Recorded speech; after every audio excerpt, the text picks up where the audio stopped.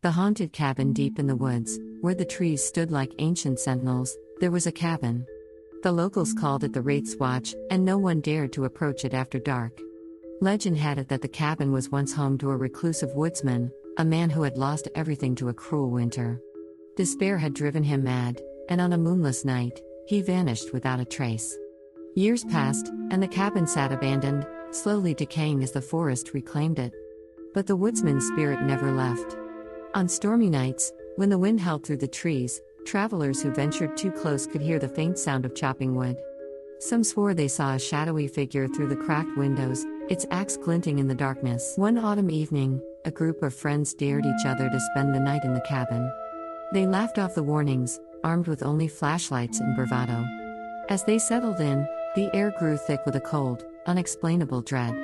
The wind outside picked up, and the familiar sound of chopping echoed through the walls. Suddenly, the door creaked open on its own, and the fire they had lit flickered out. Panic set in as one of them noticed the shadow of an axe on the floor, but no one was holding it. The shadow moved, creeping closer. The friends bolted out of the cabin, leaving behind their gear and their pride. When they returned the next morning, the cabin was silent and still. Their belongings were gone, and the door was locked tight. They say the woodsman's ghost claimed the cabin as his own, forever guarding it from intruders, his spirit bound to the place where his madness began. To this day, the Wraith's Watch stands alone, waiting for the next soul foolish enough to challenge the curse.